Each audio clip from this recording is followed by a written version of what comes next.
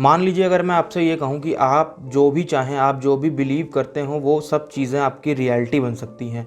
आपके जो भी डिज़ायर्स, आपकी जो भी थॉट्स, आपके जो भी एम्स और गोल्स हैं आपके जीवन में, वो सब सच हो सकते हैं। या मैं आपसे ऐसा कहूँ कि आप जो भी एक बड़ा आदमी बनने का सपना देखते हो, या आप अपने करियर या जॉब में जो भी चाहते हो, वो सब सच हो सकता है। जी हाँ, आज मैं बात करने वाला हूँ सबकॉन्शियस माइंड के बारे में, कि कैसे किसी के बिलीफ सिस्टम के ऊपर अगर किसी इंसान को खुद पे यकीन हो तो वो कैसे हर चीज़ वो जीवन में हासिल कर सकता है जिसका वो कभी सपना देखता हो। मैं आज की इस वीडियो में आपको कुछ रियल लाइफ स्टोरीज़ और साथ ही साथ कुछ ऐसी चीज़ें बताने वाला हूँ जिससे आपकी ज़िंदगी इस वीडियो को देखने के बाद पलट सकती है अगर आप उन चीज़ों पर बिलीव करते होंगे। नमस्कार दोस्तों, मेरा नाम है आदित्य अल्फाज और स्वागत है आपका कुछ बातें विद आदित्य अल्फाज के नए एपिसोड में।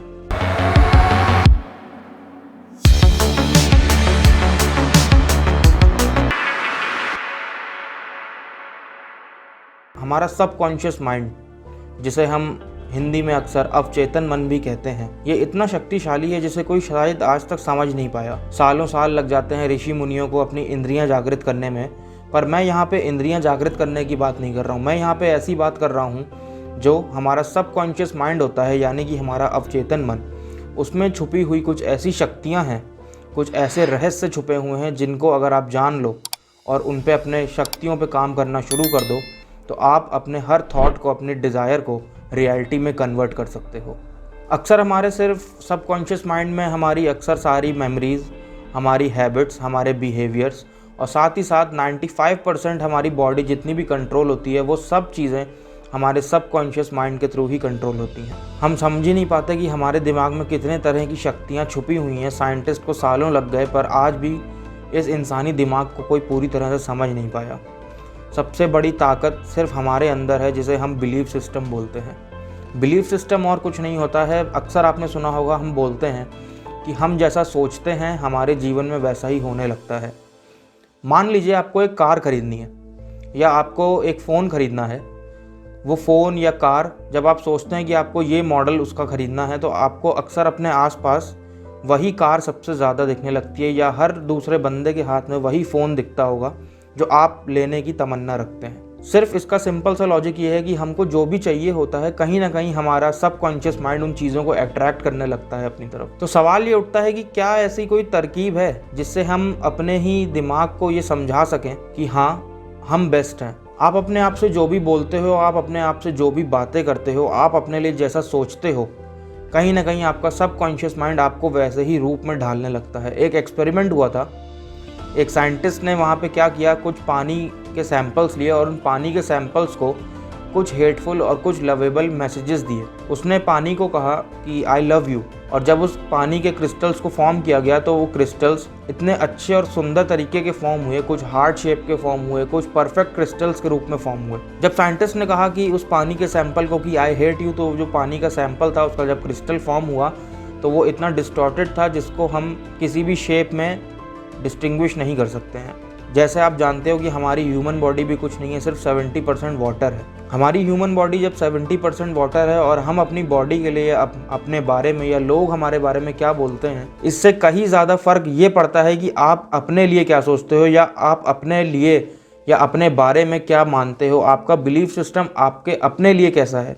एक कॉन्सेप्ट निकल के आता है जिसको हम बोलते हैं पावर ऑफ स्टेटमेंट या पावर ऑफ अफर्मेशन। ये पावर ऑफ अफर्मेशन कुछ नहीं है, बस सिंपल सी यहाँ पे यही बात आती है कि हम अपने बातों के ज़रिए, एक सेल्फ हिप्नोसिस स्टेट के ज़रिए हम खुद को, अपने दिमाग को उन चीज़ों में ढालते हैं।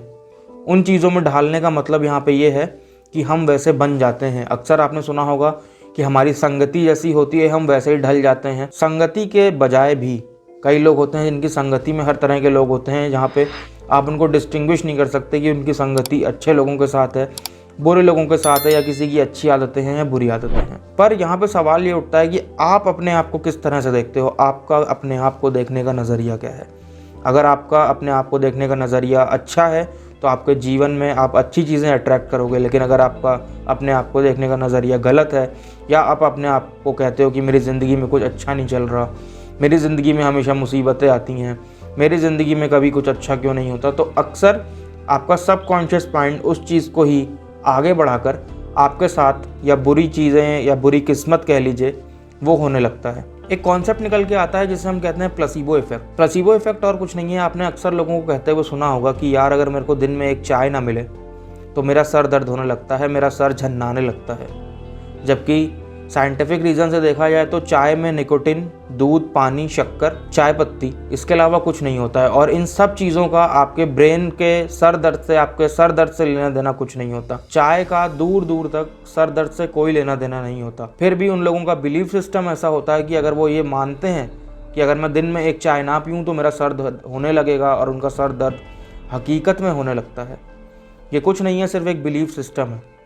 बिलीफ सिस्टम का यहाँ पे वही मतलब है कि आप अपनी बॉडी को उस हिसाब से कन्वर्ट कर सकते हो, आप अपनी बॉडी को उस हिसाब में ढाल सकते हो जैसा आप अपने लिए सोचते हो। आज मैं एक कहानी सुनाने वाला हूँ एक ऐसे कैंसर पेशेंट की जिसने अपने बिलीफ सिस्टम के दम पे सिर्फ अपनी बॉडी में ऐसे ऐसे चेंजेस लाया जो हैरतअंगेज तौर पर डॉक्टर्स को भी चौंका देते हैं आज भी।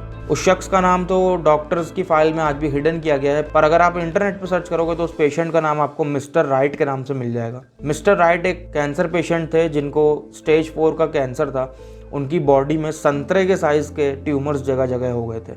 जब उसकी बॉडी में संतरे के साइज के पूरी बॉडी में ट्यूमर्स हो गए तब डॉक्टर्स ने भी जवाब दे दिया। पर उस टाइम में एक नई कैंसर ट्रीटमेंट थेरेपी निकली थी जिसका नाम था क्रीबायोसन थेरेपी। इस क्रीबायोसन थेरेपी में उस पेशेंट को ये यकीन था कि शायद ये थेरेपी जो अभी नई आई है, ये क्रीबायोसन थेरेपी मेरे को ठीक कर सकती है। डॉक्टर्स ने कहा कि ठीक है, हम ये थेरेपी आप पे करेंगे और इस थेरेपी के थ्रू आप ज़रूर ठीक हो जाएंगे। वो थेरेपी जब मिस्टर राइट पे करी गई तो वो खुद कॉन्फिडेंट थे कि हाँ, इस एंटी कैंसर थेरेपी से मेरा इलाज हो सकता है। उनको जब पहला इंजेक्शन उस ड्रग का दिया गया तो सिर्फ 3 से 4 दिन के अंदर उनके बॉडी में जितने भी कैंसर के ट्यूमर्स थे वो पहले से हाफ साइज के हो गए। यानी कि उनकी बॉडी में अगर कोई संतरे के साइज भर का भी ट्यूमर है तो भी वो हाफ साइज का हो गया। उनको एक मैसिव इम्प्रूवमेंट उनकी बॉडी में दिखाई देने लगा। दिन बीतते गए और जैसे ही 10 दिन के आसपास का समय आया वो हॉस्पिटल में पूरी तरह से फिट हो गए। उनके बॉडी में कैंसर सिर्फ नाम मात्र का रह गया और उनके ट्यूमर्स धीरे धीरे खत्म होने लगे। उनको 12 से 15 दिन के अंदर फिर डिस्चार्ज कर दिया गया। जब वो डिस्चार्ज हुए तो न्यूज़पेपर में एक आर्टिकल निकला कि ये जो क्रीबायोसन थेरेपी है, ये थेरेपी से कैंसर का इलाज नहीं हो सकता है, ये थेरेपी फेल हो चुकी है। लेकिन उनका जो बिलीफ सिस्टम था कि हाँ, इस थेरेपी से मेरा फ़ायदा हो रहा है, उस टाइम तो वो ठीक हो गए।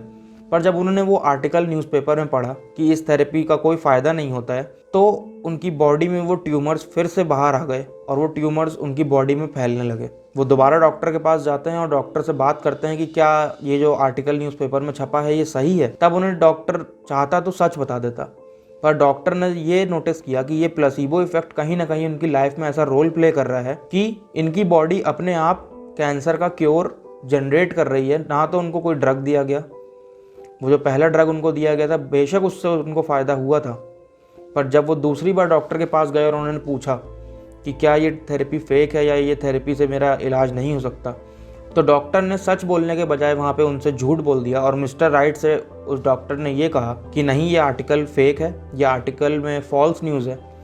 आपका ट्रीटमेंट जैसे ही चल रहा है वैसा ही चलता रहेगा और आपको एक हैवी डोज फिर से क्रीबायोसन ड्रग का आपके बॉडी में इंजेक्ट किया जाएगा।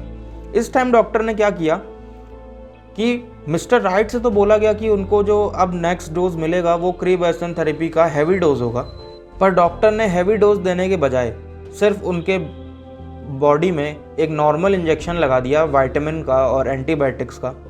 और वो विटामिन और एंटीबायोटिक्स का जो इंजेक्शन उनकी बॉडी में लगाया, मिस्टर राइट को ये बताया गया कि उनकी बॉडी में लेकिन क्रीबायोसन ड्रग का ही इंजेक्शन लगाया गया है जिसकी डोज पहले से भी ज़्यादा है। बहुत अच्छे तरीके से उनके ट्यूमर्स वापस से हील होने लगे।